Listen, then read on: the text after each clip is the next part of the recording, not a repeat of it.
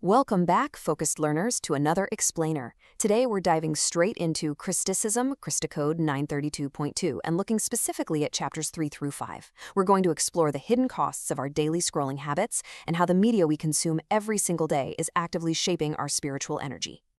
So let's set the scene. Picture a grounded, serene classroom. You're hanging out with a group of normal 25-year-olds, just everyday people in hoodies and beanies. But they are grappling with this massive, really mind-bending question. Are we feeding a global grid of negative energy without even knowing it? Right?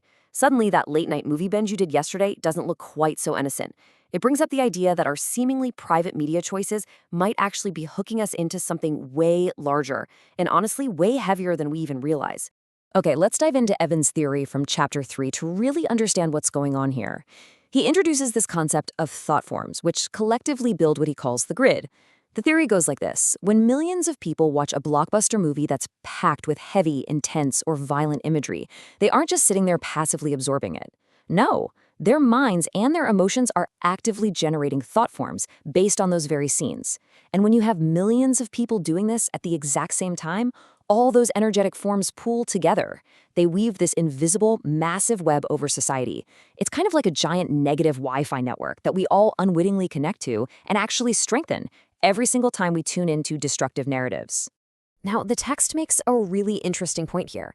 It argues that this grid doesn't just form by accident. It's actively programmed. Evan's perspective is that the Hollywood industry frequently pushes specific, cyclical tropes that act as direct food for this negative energy network. He points out how blockbusters regularly glorify criminals, painting rule breakers as these deep, misunderstood anti-heroes, while simultaneously depicting law enforcement as entirely corrupt and religion as totally powerless. He also calls out the trend of normalizing cheating in relationships as if it's just inevitable, and mocking the idea of a healthy, stable family.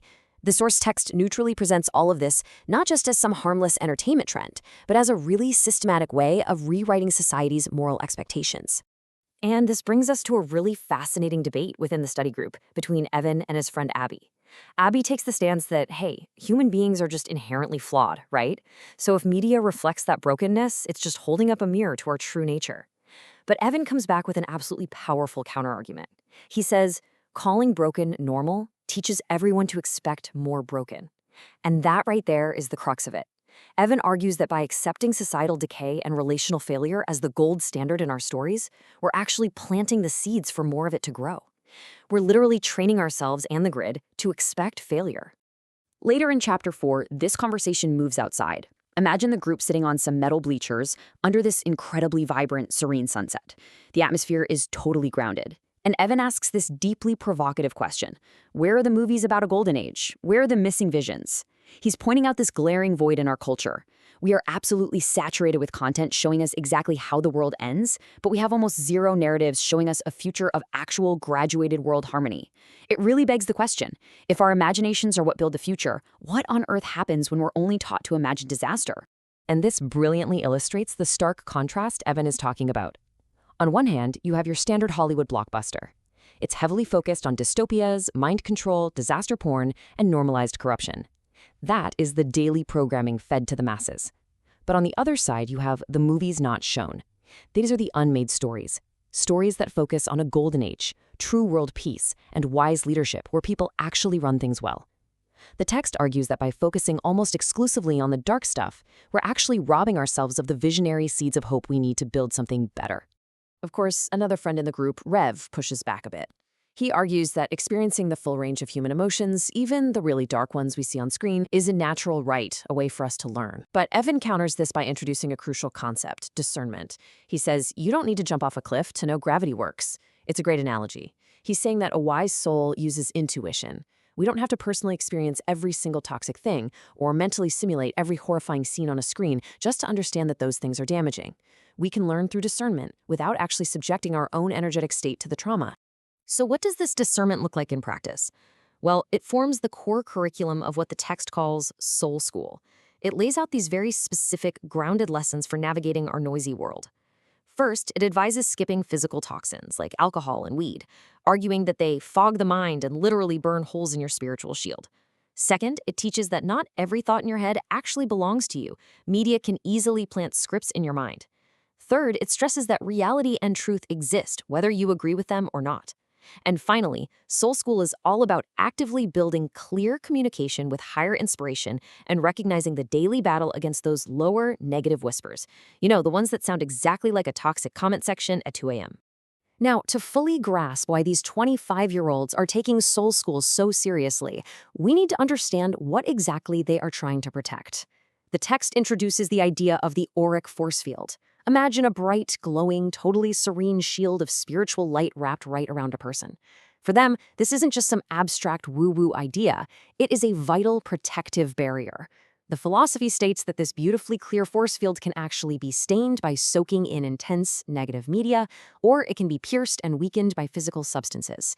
So their daily choices, like what they drink or what they binge watch, are entirely about maintaining the integrity of that bright, protective light. Okay, so how do these massive cosmic concepts actually play out in everyday life? Chapter 5 funnels all of this down into a highly relatable, very grounded scenario. Imagine a guy named Diesel. He's a normal 25-year-old. It's the end of a long, exhausting week, and he's just sitting in his quiet bedroom. He has a brand new TV still in the box, leaning against the wall, and his smartphone is glowing right there in his hand. His thumb is hovering over his favorite streaming app. This is what the text calls the bedroom choice. It's the exact moment where the rubber meets the road. Does he choose to doom scroll and escape, or does he actively disconnect? In that quiet room, a real battle plays out. Diesel's shadow side, that part of him that's just craving a quick dopamine hit and mindless distraction, is telling him, hey, you earned a binge session. But then, his steady, inner voice speaks up with this stunning realization. You're tired because you keep plugging into drains instead of power outlets. Think about that for a second. It's a huge moment of self-awareness. Diesel realizes that the very media he keeps turning to for relaxation is actually the exact thing draining his energy, keeping him locked in this endless cycle of exhaustion. As he's staring at his screen, Diesel pictures the two paths in front of him. Path number 1 is the stain. He imagines his soul as this crisp, clean white shirt. Choosing to soak in intense, chaotic, cinematic scenes is literally like pouring dark ink right onto that shirt. It leaves heavy, residual energy all over his aura. But path number 2 is the vertical light. This is the path of choosing awareness, creating quiet space in his room, and actively tuning his mind to peaceful, higher inspiration. It's the choice to be a creator of his own energy rather than just a passive consumer of someone else's scripted despair. So there he is in the dark, his thumb shaking over the glowing screen, and Diesel makes his choice. He simply taps the power button. The screen has black, the room falls totally silent. That neon current of digital craving breaks, and in that newfound space, he just whispers to the quiet room, okay, Soul School, I'm listening. Now, he doesn't get fireworks, right? His worldly problems don't magically vanish into thin air. But what he does get is space. He actively chooses the serene path, claiming a small yet profoundly significant victory for his own spiritual energy. So the absolutely crucial takeaway here comes down to a single number: 1. Just one small conscious choice. You don't have to overhaul your entire life overnight. That's not what this is about. Reclaiming your personal energy and protecting that auric force field starts with just one decision: to choose vertical light over an easy stain. It's the daily, grounded practice of Soul School.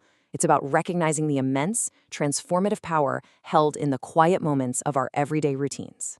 Which brings us to the end of our explainer today, and I want to leave you with a question to take with you tonight.